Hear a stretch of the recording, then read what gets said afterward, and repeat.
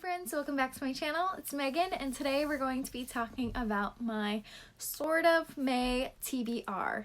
So you may have seen, but the past 2 months for me, although I am still reading quite a bit, I just have felt very slumpy and very scatterbrained and just not as invested in books lately. Just a little bit of a life update. I have been in the process of moving and in the process of a job search. I've also started a Twitch account and started getting invested in video games, and I have made more of an effort to spend time with my friends and family as opposed to spending all my time reading. So there's just been a lot going on. I've found it very hard to prioritize my time lately, and I just have not been reading as much, or I feel like I haven't been reading as much. But when it comes down to it, I'm still reading as many books. I'm just reading a lot more audiobooks and a lot more like manga graphic novels.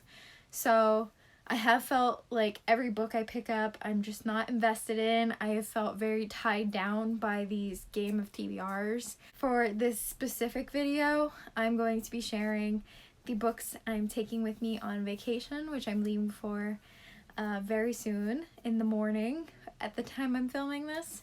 So I am going to try to vlog my trip, unlike I've been very bad about vlogging, so I am going to try to vlog my trip. But I'm going to share all the books I'm taking, and I'm taking more than I really should be, to be honest, but I just want options because I don't like feeling tied down right now. I feel like I don't have a lot of control, so just having a lot of options will make me feel better. So I'm sharing all the books that I'm taking with me, and then once I get back from vacation, I'll be back around May 10th. I will do a formal May TBR. But I think that taking this break of a vacation and just stepping back and relieving myself and then letting myself enjoy, as opposed to feeling stuck to like a certain amount of books and specific books, will really help me out.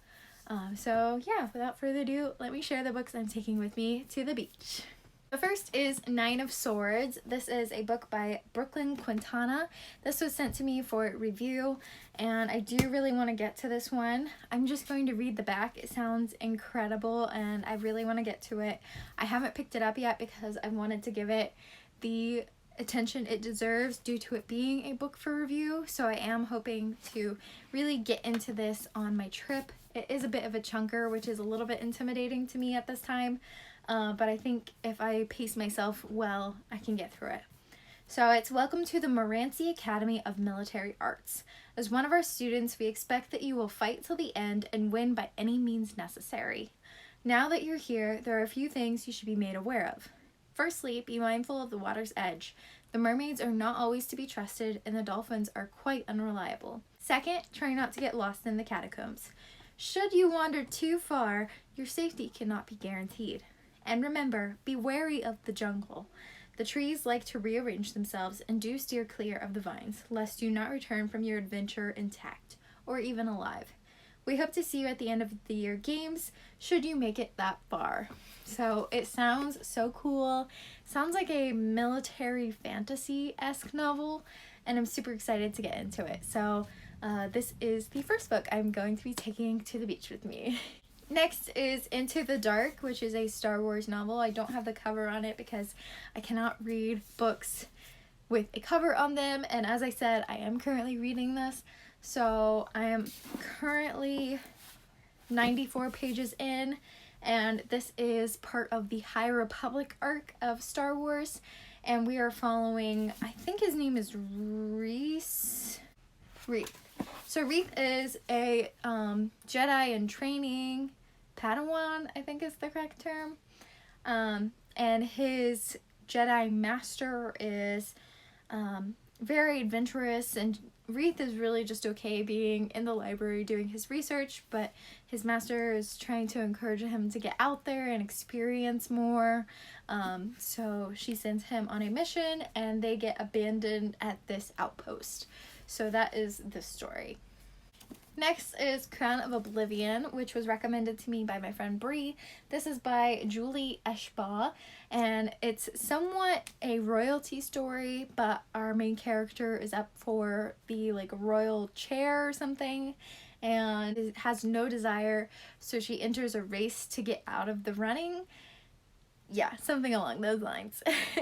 And of course, all the hype around it recently from Blood and Ash and Kingdom of Flesh and Fire are on my TBR so that I can also get to the third book, which just recently came out. I think it's Crown of Gilded Bones or something along those lines.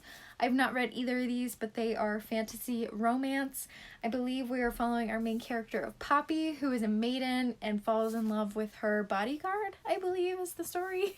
And then I have a ton of short, quick, fun reads because these have been helping me survive this slump recently. So the first is The Crown, which is book 4 of the Selection series. Then we have Spoiler Alert, which is about a famous actor and a plus-sized cosplayer or makeup guru or somehow influencer falling in love.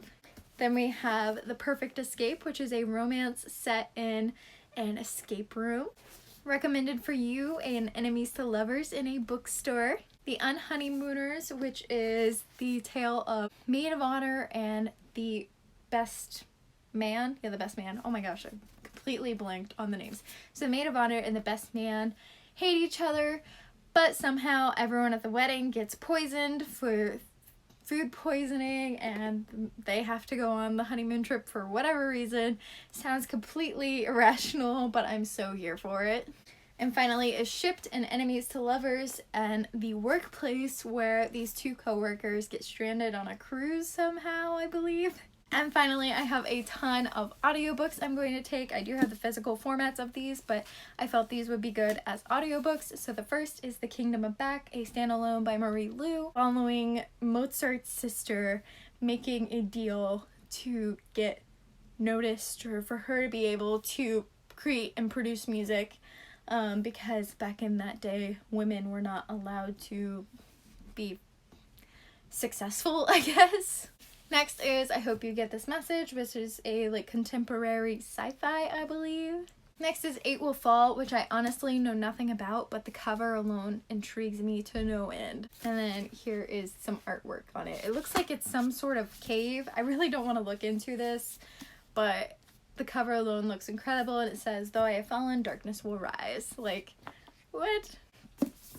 Next is The Space Between Worlds by Micaiah Johnson, and this is a sci-fi in which people have now discovered how to travel between parallel universes. The catch is you cannot travel to a universe in which your alternate persona is already living or currently living, and they discover that this girl can travel to 372 out of 380. So it's following her. Next is Well Played by Jen DeLuca, which is the sequel to Well Met, and let me tell you guys, I'm gonna get to this. I'm probably gonna do a whole review on this trilogy. Well Met, like, fully brought me out of my slump and has made me excited to read again. I literally just finished it yesterday. Oh my gosh, I love it so much. It was so good. Wicked Fox by Kat Cho. I am rereading this one on audio, that way I can get to Vicious Spirits. And finally, Crown of Feathers and Crooked Kingdom for my read-alongs. I'm sure there's more books I want to take, and I'm sure I'll grab more, but those are the ones currently set aside to take. So thank you guys so much for watching this video. I really appreciate it.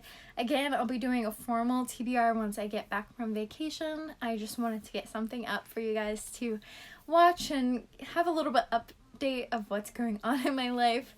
But I really appreciate you all, and have a great night, although it could be day where you are, so have a great day. Thank you, and bye everyone!